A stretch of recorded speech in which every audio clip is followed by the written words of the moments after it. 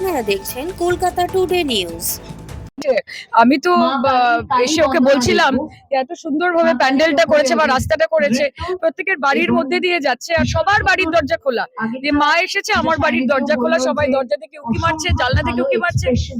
এইটা পাড়া না, এটা একটা পরিবারের মতো লাগলো দেখতে। তার পেছনে রাহুলের ডেফিনেটলি অনেক কৃতিত্ব রয়েছে। কাজে অনেক শুভকামনা এবং শুভেচ্ছা ওকে। আমি সত্যি বলছি, আমি এবার বাজি ফাটাচ্ছি না, কারণ আমার নিজের দুটো ছোট বেবি আছে এবং রাস্তাঘাটেও আমি দেখছি যে যারা কুকুর বেড়াল বা যারা পশুরা খুবই কষ্টের মধ্যে আছে।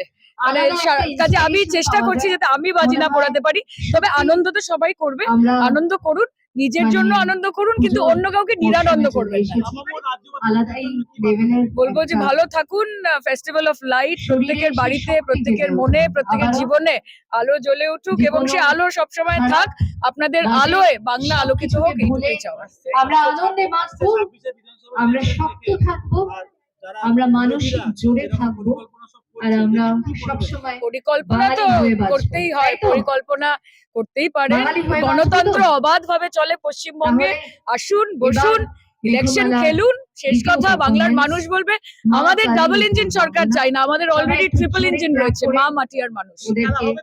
খেলা হয়ে গেছে, খেলা শুরু, এবং এবার তৃণমূল কংগ্রেস খেলবে না, বাংলার মানুষ খেলবে। দীর্ঘ 5-7 বছর ধরে এই পুজোটা হচ্ছে মায়ের কৃপায়।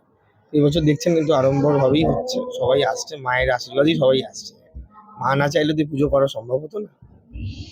এবং এই যে পুজো নিয়ে আমরা দেখলাম গতকাল ওপেনিং হলো, আজকে এবং আগামী দিনে কি কর্মসূচি রয়েছে? প্রোগ্রাম আজকেই শেষ, কালকে আগামী দিন কালী পুজো আছে।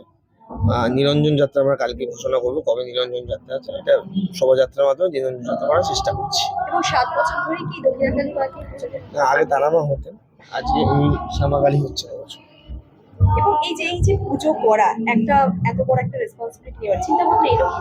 আমি দীর্ঘদিন রাজনীতি করি, রাজনীতি করতে পারে মানুষের যোগাযোগের কারণে আমি সামাজিক উৎসব অনেক করে থাকি। এটা তারই একটা পার্ট। আগামী দিনে আরো কর্মসূচি আছে, আমি ধাপে ধাপে আপনাদের জানাবো। এতজন গেস্ট যে আপনার কাছে আসছে কালকে থেকে একে একে এখানে চাঁদের হাট বসাচ্ছে, তাদের উদ্দেশ্যে আপনি কি বলবেন? ওরা ভালোবাসার টানে আসছে, মায়ের টানে আছে, এর বাইরে কিছু নেই। আজকে সায়নিধি নিজে বসে এতগুলো প্রোগ্রামের পরেও কিন্তু আপনাদের বাচ্চাদের অনুষ্ঠান দেখে তারপরে উত্তরীয় গ্রহণ করবে, আর আপনার রিকোয়েস্টে পাল তুলে দেন, কি বলবেন? সায়নী ঘোষ আমাদের তৃণমূল কংগ্রেস, আমরা যারা রাজনীতি করি তাদের নেত্রীকে আমরা মেন পাথেও মনে করি। উনি আমাদের দলের নেত্রী। আগামী 26শে বিধানসভা ভোট, তার আগে উনি প্রচণ্ড ব্যস্ত, তার মধ্যে থেকেও উনি মূল্যবান সময় বার করেছে, এসছেন আমার প্রোগ্রাম। এটাই আমি ওনার কাছে কৃতজ্ঞ, চিরকৃতজ্ঞ থাকবো।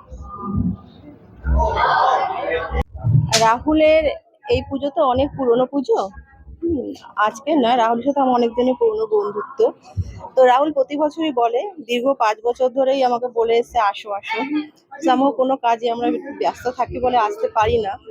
তো এবছর আমাকে খুবই ভাবে রিকোয়েস্ট করেছে 25 বছর পুজো করতে, তুমি এসো। তো আমি আসলাম, এসে খুবই ভালো লাগলো রাহুলের পুজোতে এসে আমার। হ্যাঁ, শ্যামা মার পুজো মানে সবারই একটা আলাদা ভক্তি, আলাদা চিন্তাধারা। সেখানে এখানে এসে আমি তো ভাবছি আর পজিটিভ এনার্জি পাচ্ছি। নতুন কোনো কিছু আমরা করতে যাচ্ছি, সিনেমা নিশ্চয়ই শুনেছেন। হ্যাঁ, সেই দীপু মুভির জন্য এসে মার কাছে আরাধনা করবো, যারা আগামী দিনে যেন আমাদের ঠিক মতন ভালো মতন ভাবে মুভি রিলিজ করতে পারি। সবটাই রাহুলের জন্য, এই মুভিতে আসাও আমার রাহুলের জন্যই। হ্যাঁ, আমার ডাইরেক্টর খুঁজে দিয়েছে, ওই দিয়েছে। थैंक्स।